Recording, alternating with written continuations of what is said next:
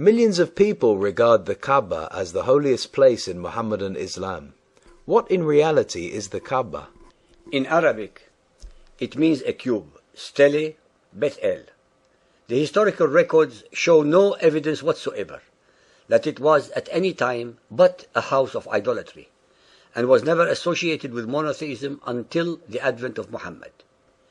It was a primitively structured shrine built by the pagan Arabs as a simple cube-like structure, without a roof, which sheltered a 12-inch diameter meteorite in the eastern corner of its wall. According to Ibn Ishaq, page 84, it was made of loose stones above a man's height, and they wanted to raise it and roof it because men had stolen part of the treasure of the Kaaba, which used to be in a well in the middle of it. This stone can be kissed during the preambulation, the circulation of the faithful around the Kaaba. It was one of pagan Arabia's holiest shrines, with 360 idols around it, and an object of pilgrimage. Being a site of pilgrimage, brought to Mecca trade and wealth in the same way that all such sites of pilgrimage do, and as it continues to do so up to this time in Saudi Arabia. It is an astounding fact that in the Quran the name of Mecca is never mentioned, while in the Bible the name of Jerusalem is mentioned 667 times. It is also a fact that little is known about the history of the Kaaba apart from the myths and the totally unsubstantiated Muhammadan traditions, which are full of contradictions, that maintain the following: that the Kaaba was originally built by Adam to a celestial prototype. This story is neither found in the Quran nor in the Bible. That after the deluge, it was allegedly rebuilt by Abraham and Ishmael as a place of worship. Chapter 2, verse 127. And remember, Abraham and Ismail raised the foundations of the house. The Quran, the presumed word of Allah, contradicts all the ahadith stories by denying Adam any involvement whatsoever with the Kaaba, as it asserts that only Abraham and Ishmael were the builders of its foundation as the first house of worship dedicated to the one and only Allah. While engaged in rebuilding, Ishmael received the black stone from the angel Gabriel. This, of course, makes absolutely no sense, since Ishmael would have needed to build the foundations of the Kaaba to protect something special, the black stone, for example, and certainly not if it were empty. Why else did he need to build foundations to a flimsy structure not worthy of any god? The black stone had to be there in the first place as a fetish and object of veneration. Since Abraham and Ishmael were monotheists, and Abraham already, according to the Muhammadan traditions, destroyed the idols of his father, why would he and Ishmael build a shrine for another idol such as a meteorite? If the Arab tradition already knew of Abraham, why then did they lapse into idolatry for at least 25 centuries that followed, while the Israelites and the Jews carried forth the torch of monotheism that inspired Muhammad to create his Quran? How was it possible that not a single pagan Arab was called Ibrahim or Ismail, if they actually were the fathers of the Arabs? In contrast, after Muhammad, his name is carried by an enormous number of his followers. If the traditions are true, why then do repeated Quranic verses insist, in clear terms, that they, the Arabs, were actually totally ignorant of previous revelations, such as in chapters 2:151, 11:49, 12:3, 16:43, etc.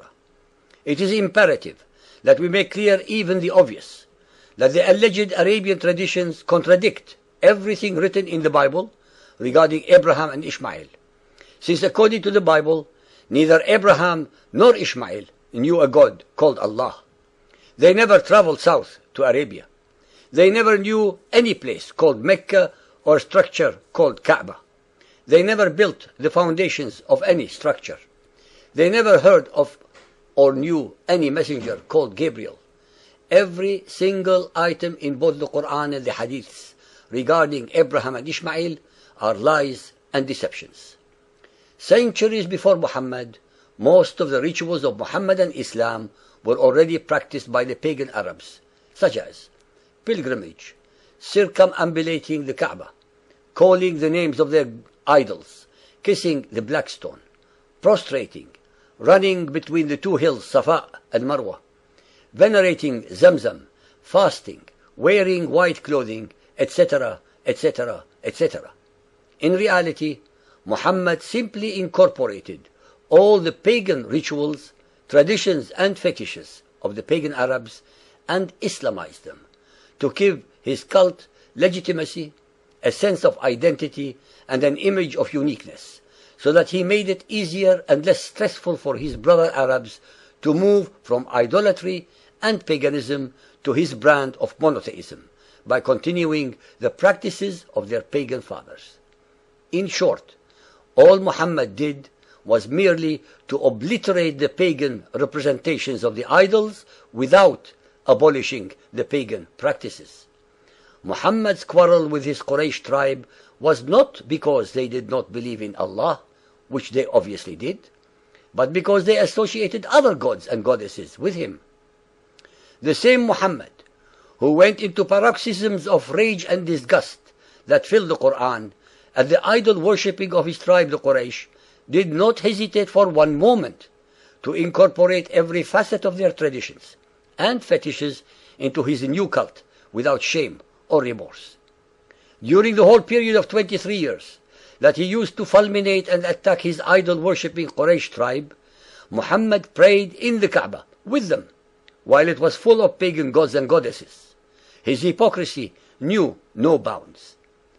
To gain favor with the pagan Arab tribes, he actually joined them wholeheartedly, but for the single and very simple amendment to the whole of their religion. That was to believe in one Allah instead of Allah and 360 other idols. It is extremely relevant to relate the story that Umar ibn al-Khattab reluctantly but very intelligently remarked about the kissing of the black stone.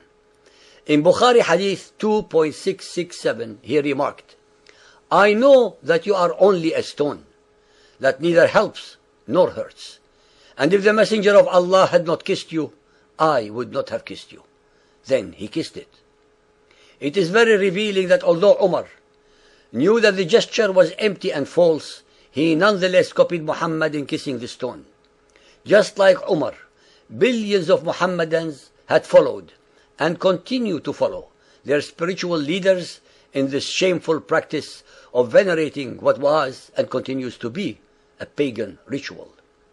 Hence every Muhammadan who makes the Hajj, who runs between the hills, who kisses the black stone, etc., is performing pagan rituals founded on pagan superstitions and sanctions by Muhammad himself.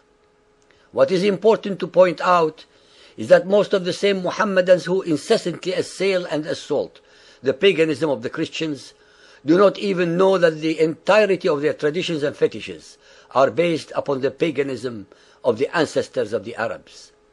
It is always a pity and with great frustration that we cannot mention all the verses in the Quran and Hadith regarding any of the subjects that we are exploring with you for lack of time. It is up to you, the listeners, who are inquisitive and want to know more, to read the relevant books or visit the definition section in our website.